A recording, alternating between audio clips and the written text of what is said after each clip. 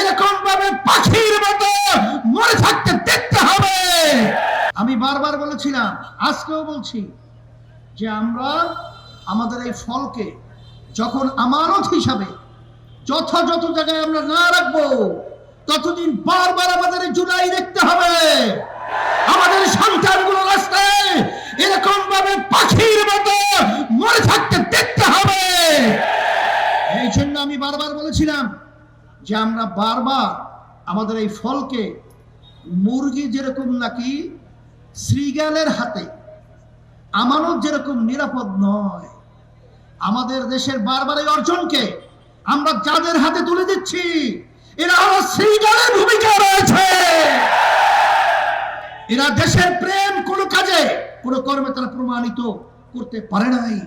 এই জন্য আমি আর কথা লম্বা না করে, সামনে যেহেতু নামাজ, আমরা আপনারা সকলকে বলবো, আমরা বারবার বিএনপি, আওয়ামী লীগ, জাতীয় পার্টি সহ অন্য অন্য মানব রচিত গণতন্ত্র, মানব রচিত তন্ত্রমন্ত্রের মাধ্যমে আমরা দেশ পরিচালিত হতে দেখেছি। এই নীতি আদর্শের মাধ্যমে নতুনভাবে আমাদের দেশ সুন্দর হবে, এটা আশা করা সম্পূর্ণ একটা, আমি বলবো, বোকার স্বর্গে বাস করার মতোই।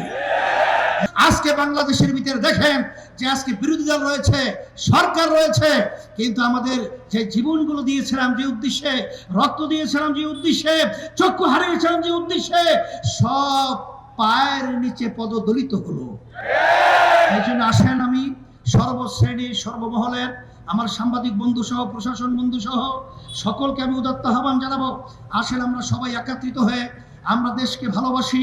ইমানের একটা অংশ ব্যক্তি স্বার্থ, চুরি দুর্নীতি বাদ দেন। এই সম্পদ নিয়ে আর কি করবেন, আর কত লাগবে, আর কত দরকার? আসেন আসেন, সেই রক্তকে ভুলেন না, আজকে সেই সন্তানদের হাজুরি ভুলেন না, আজকে সেই মায়ের আর্তনাদ ভুলেন না।